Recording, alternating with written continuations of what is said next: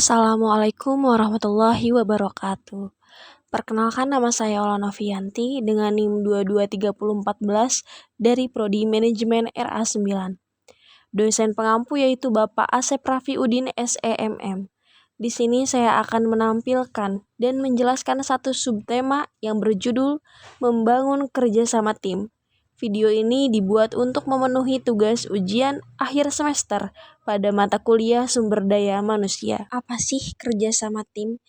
Nah, menurut Robbins and Judge 2017 mengungkapkan bahwa kerjasama tim adalah sebuah kelompok yang secara individu memiliki upaya yang dapat menghasilkan kinerja yang lebih besar daripada jumlah input yang dilakukan secara individu.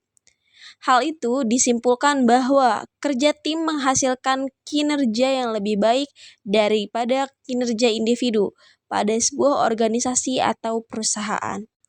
Selanjutnya, membangun budaya tim yang efektif. Menurut Kamus Merriam-Webster, budaya perusahaan adalah serangkaian sikap, nilai, tujuan, dan praktik bersama yang menjadi ciri khas suatu organisasi. Jika diterjemahkan secara bebas, artinya budaya perusahaan melibatkan cara kerja, tujuan, dan nilai-nilai yang dipegang teguh oleh institusi.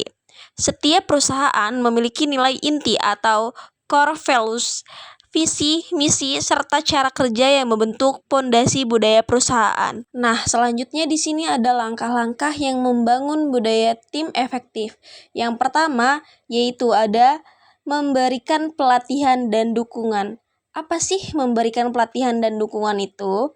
Memberikan pelatihan dan dukungan kepemimpinan, pemimpin tim harus dibekali dengan keterampilan dalam membentuk budaya tim yang sehat. Pelatihan kepemimpinan yang berfokus pada membangun budaya tim perlu menjadi prioritas, sehingga leader mampu menciptakan lingkungan yang mendukung kolaborasi dan inovasi. Dan yang kedua yaitu ada memfasilitasi komunikasi terbuka. Budaya tim yang baik dibangun di atas komunikasi yang terbuka dan efektif. Pemimpin harus mendorong anggota tim untuk berbicara secara jujur tentang tantangan yang mereka hadapi dan ide-ide yang mereka miliki. Ini juga termasuk mendorong feedback yang konstruktif. Dan yang ketiga yaitu ada membangun rasa kepemilikan dalam tim. Agar tim berfungsi dengan baik, setiap anggota perlu merasa memiliki tanggung jawab terhadap kesuksesan tim. Pemimpin harus mendorong budaya yang menumbuhkan rasa tanggung jawab bersama dan menghindari perilaku menyalahkan satu sama lain. Dan yang terakhir yaitu ada menerapkan model 70/20/10. Sebagai praktisi L dan D, kita tentu mengenal model 70/20/10. Model ini menunjukkan bahwa 70% pembelajaran terjadi melalui pengalaman langsung di tempat kerja, 20% melalui coaching atau mentoring, dan 10% dari pelatihan formal. Agar model ini berhasil, penting untuk membangun budaya coaching di dalam tim. Budaya coaching membantu anggota tim terus belajar dan berkembang melalui bimbingan dari rekan yang lebih berpengalaman. Nah, di sini ada tim yang solid. Tim yang solid itu seperti apa sih? Tim yang solid adalah kondisi tim di mana anggotanya memaksimalkan kemampuan mereka serta saling mendukung dan mampu berkolaborasi demi meraih tujuan bersama. Poin utama dari tim yang solid adalah semua pekerjaan berjalan sehat, tidak saling menjatuhkan, serta kolaboratif dan sinergis. Mungkin contohnya yaitu kita sesama rekan kerja harus bisa saling mensupport, saling membantu sama lain jika ada kesusahan. Itu mungkin salah satu contoh yang mudah dipatut untuk kita setelah kita memasuki lapangan pekerjaan seperti itu. Nah, selanjutnya ada membangun tim yang solid. Di sini ada beberapa poin penting dalam membangun tim yang solid dalam kerjasama tim. Yang pertama yaitu punya visi dan misi yang sama. Untuk menjangkau lebih jauh, jelas hal pertama yang harus kita capai bersama rekan kerja adalah menyamakan visi dan tujuan. Baik pimpinan tim dan juga anggota lainnya harus memahami bahwa dalam hal ini kepentingan tim lebih penting dibandingkan individu. Selanjutnya yang kedua yaitu membangun rasa percaya. Rasa percaya adalah kunci dari sebuah tim, karena sulit untuk menjadi tim yang sukses jika antar anggotanya memiliki rasa tidak percaya yang rentan atau konflik. Dampaknya akan fatal yang bisa kembali ke arah urusan individual masing-masing. Dengan rasa percaya, maka setiap orang dalam tim bisa mengemban tugasnya dengan penuh tanggung jawab dan terlaksana dengan baik tanpa membebankan rekan lainnya. Yang ketiga yaitu jalinan komunikasi yang lancar. Jadikan komunikasi antar rekan dalam tim berjalan dengan lancar. Dengan begitu, akan terbangun budaya yang positif kerja yang bisa saling membantu nantinya. Seperti jika terjadi masalah atau kendala, salah satunya seperti itu.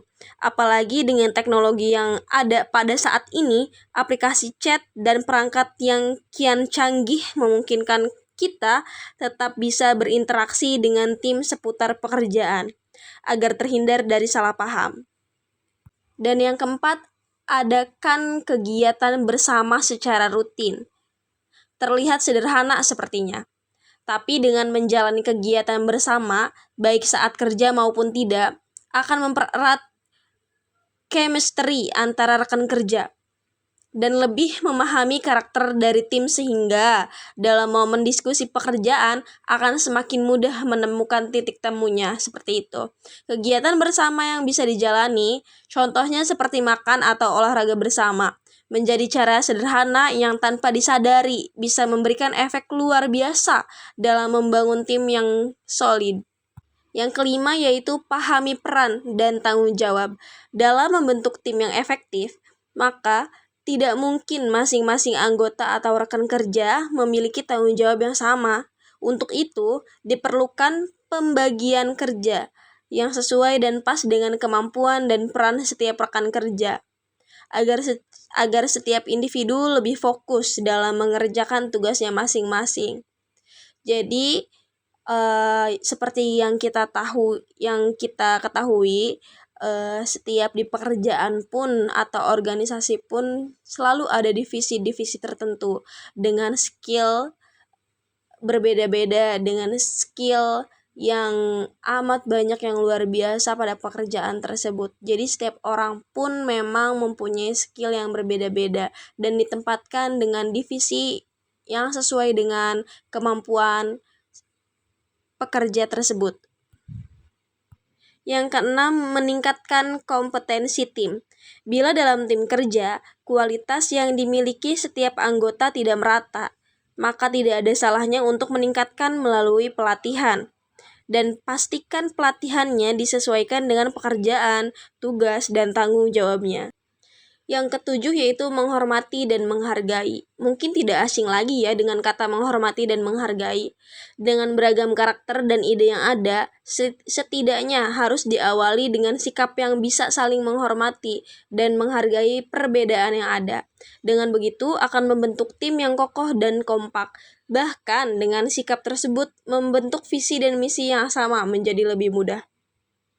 Jadi mungkin dari saya pribadi atau teman-teman yang lain pun dengan kata menghormati dan menghargai pun walaupun tidak dalam suatu pekerjaan, kita pun sesama manusia harus bisa saling menghormati dan menghargai. Mungkin itu pun bisa menjadi visi misi tersendiri pada diri kita sendiri, begitu. Dan yang terakhir yaitu yang ke-8, melakukan evaluasi.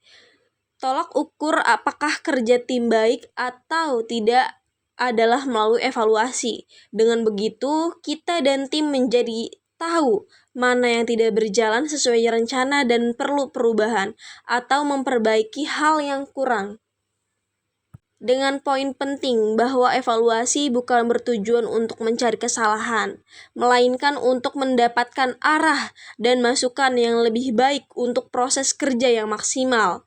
Bila dalam prosesnya terjadi perubahan, maka hal tersebut dipastikan mendapatkan kesepakatan bersama.